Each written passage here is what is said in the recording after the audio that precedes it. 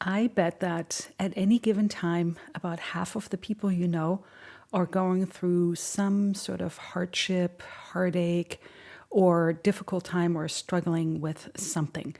I know I have, and you don't necessarily always see it on the outside.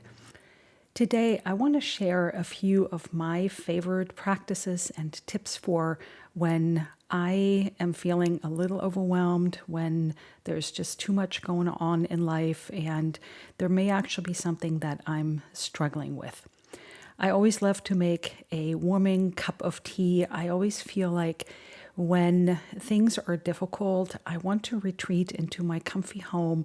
I want to light some candles to create that warm glow that makes me feel that my home is not just a home, but it's also a cocoon in which I am safe and in which I'm protected. And I know that that is mostly subjective, but a lot of things are also subjective in our head. Sometimes we think that something is really difficult and we don't know the answer to, and sometimes we just need to sit with it and find a helping hand and get through it.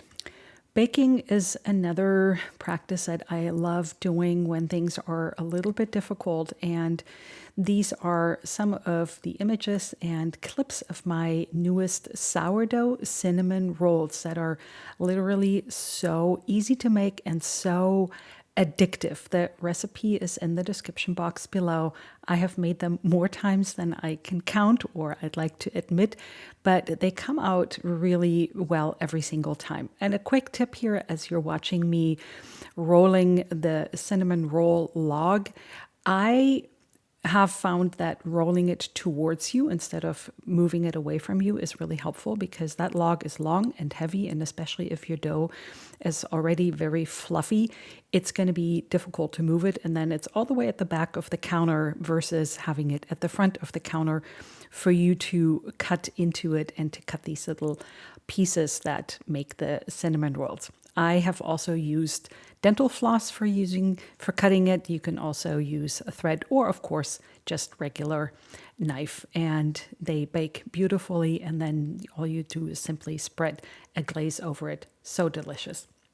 Often when I'm going through a particularly difficult time in my life, I sometimes don't actually feel like eating, and I admittedly, and full transparency, sometimes just feel like grabbing a bag of chips and, some homemade chocolate chip cookies or some ice cream and sit on the couch, watch a movie and withdraw from it all, distract myself. But I also know that eating nutritious food and eating real food is so much better long term and makes me feel better in my body, because we all know the feeling. We like that bag of chips when we're eating it, but then afterwards we just don't feel so good. And who needs to add that on top of already not feeling quite right mentally or psychologically or whatever is going on in my life? So I try really hard to cook nourishing, hearty, real food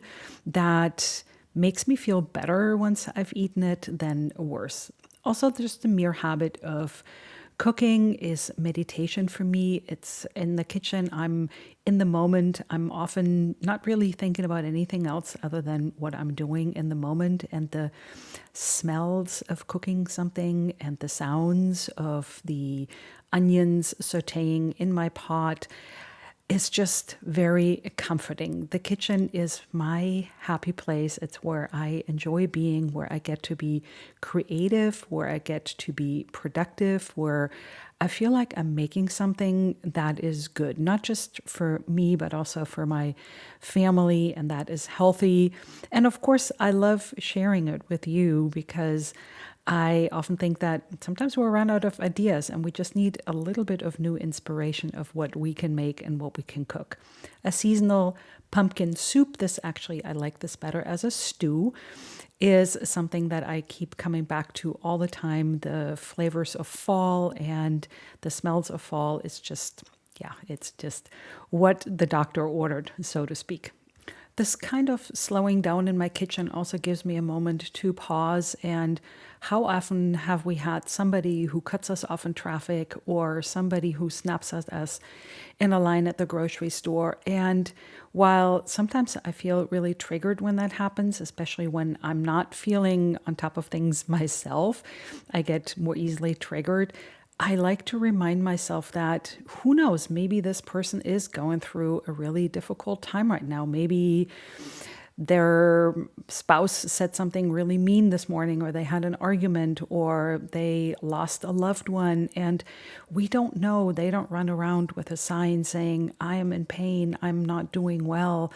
They snap at us or they cut us off in traffic, and then we snap back at them, making everything worse. So I like to give them some grace because who knows what's going on. Having animals in my life is also something that I absolutely love, and I love to care for them. They bring so much love back to you, unconditional love. They're always there for you and always happy, and they just add so much to my life. In creating more warmth in the house, I also feel like creating this cocoon, this cozy place now. Tending to a fireplace and making a fire in that fireplace wouldn't necessarily be something that you do in the summer. There are other things that you can do in the summer, but in the winter for sure.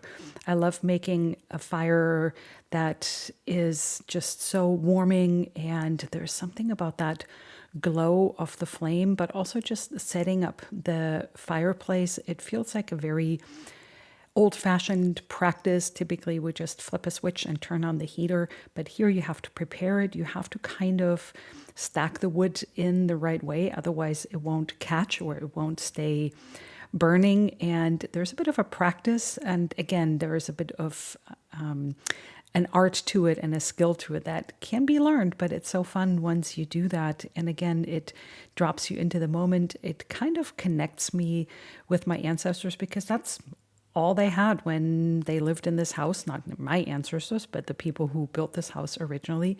That's the entire only heat source they had. And I try to imagine what it was like having only this one big fireplace as your sole heat source. But again, just when that fire lights up and the smell of the burning wood, there's just something so is it primal? There's something about it that gets me every single day.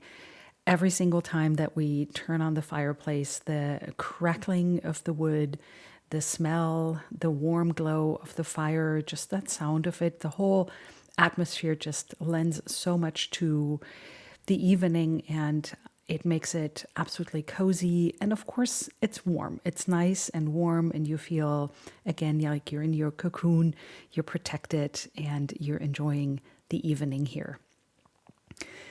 Not everybody has a fireplace, I realize that, but I am very fortunate to have one, and so I like to use it whenever I can, because, you know, it's one of those things that I cherish and that I absolutely enjoy having in my life.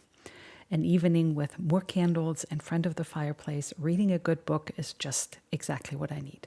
I want to shout out to Quince, because they make sustainable, responsible cashmere clothing that adds just so much warmth and comfort. And I love cashmere. I love that Quince makes cashmere clothing not only responsible, but also affordable. This robe I use in the mornings when our house is still cold and I would like to make myself a cup of coffee to get the day started.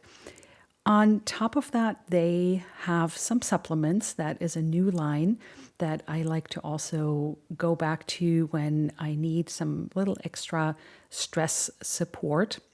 Best taken right first thing in the morning. You can take it with or without food, and 2 capsules of the stress support has really been helping me cope with whatever is going on and make me feel a lot better. Thank you, Quince, for supporting this video with products that are beautiful and useful and helpful and affordable. I'm going to leave the links for those below. I hope you check them out. I personally love them and use them, just like these cashmere socks that are so heavenly, so warm, so comfortable. I cannot stop wearing them. They just make me feel really special. Thank you so much for joining me in this video, and I look forward to seeing you next time.